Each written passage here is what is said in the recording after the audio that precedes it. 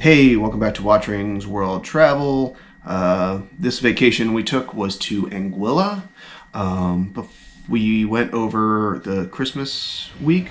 The airport is right next to a beach in St. Martin. So you fly into St. Martin and you fly right over this beach. And there's actually people that hang out on the beach and they just cheer on the planes that are landing and taking off. Once you get to St. Martin, you take a taxi cab or a ferry or a private shuttle over to Anguilla. It's only about a 20-minute shuttle ride. We chose to take a taxi to the public ferry, and we actually ended up getting caught in kind of a traffic jam. But it was a pretty cool place to be in a traffic jam, so it wasn't the worst thing in the world. We got to the public ferry area, and we had to wait for about half an hour. Then we boarded this ferry. It sat about 30 people, and it took, I don't know, about 15-20 minutes to get to the Anguilla Island. We got off, we went through customs and all that good stuff, and our Airbnb was actually just a short walk from the ferry terminal. But it was pretty cool. It was like another world. We walked past like all these cows that were just wildly grazing. There were a bunch of goats and dogs and stuff like that out too. But we walked down the street. We got to our Airbnb, which was it was really nice. Anguilla is kind of a more, I'd say, more on the expensive side, especially the high-end resorts that are all over the place. But our Airbnb was pretty affordable, and it had a lot of, a big kitchen. It was right on the beach, so you could, see the sunset. It was really nice. Anyway, once we got there, we were really hungry. So the first place we went to was a place we'd heard about online called the Straw Hat Restaurant, I believe, and it's kind of famous for the straw hats that are adorning the walls. Anguilla in general is pretty big into like food and music, so the restaurants are really good, and our meal was pretty awesome.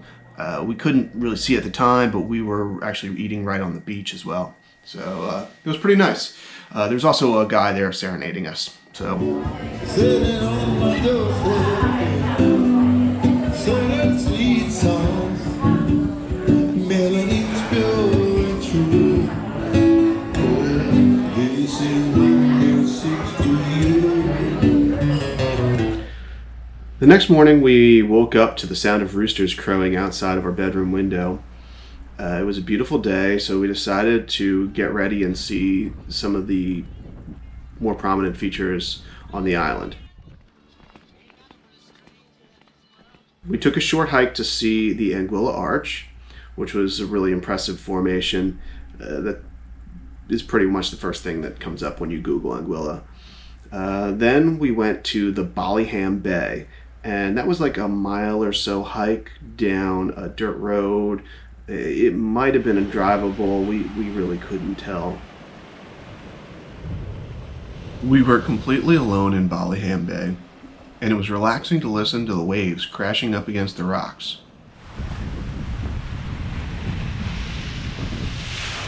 We looked at some seashells, took some pictures, and enjoyed the scenery.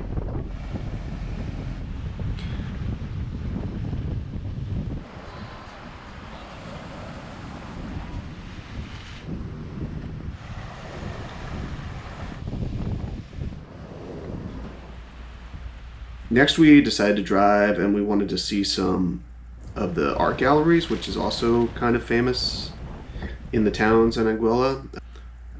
We had lunch at a place called Roy's. There were some pretty good fish sandwiches. Then we just kind of laid out on the beach and did what I think most people think of in Anguilla, just sort of sunbathed and watched the ocean. So this is Sandy Ground Beach, and it's our first day, and this is the beach we found, and it's pretty nice. There's like a sea turtle living in here, and some sailboats and other tour boats out there. Sand's really nice, water's really nice. It's a pretty good day. We swam a little bit, and then we kind of drove home. After that, we went to a place called the Banky Banks Dune Preserve, and that's sort of owned by this local reggae legend named Banky Banks, and we got to see him play. And you know, him and his band were really good.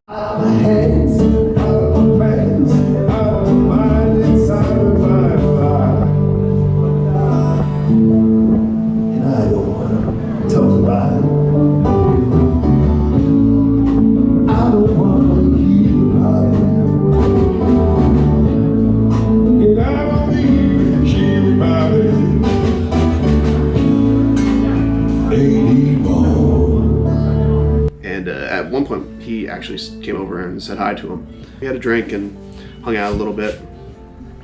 On the third day, we woke up once again to the roosters. And we headed to Little Bay, which is a short hike, and then it's a climb down to a beach.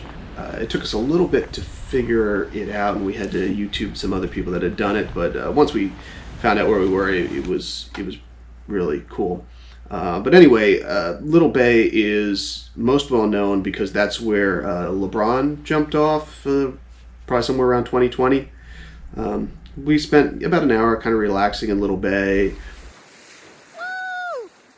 I actually swam in and jumped off. Anguilla itself is a flat coral island, only about 16 miles long, and there are really very few paved roads.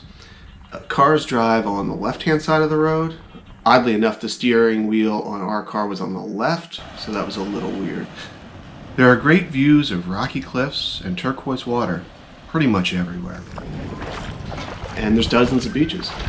There are often free roaming goats, cows, dogs all alongside the road.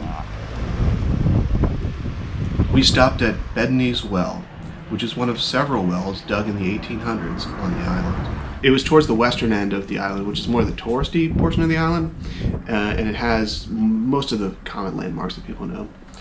We got an iced coffee near the well because it was a pretty warm day.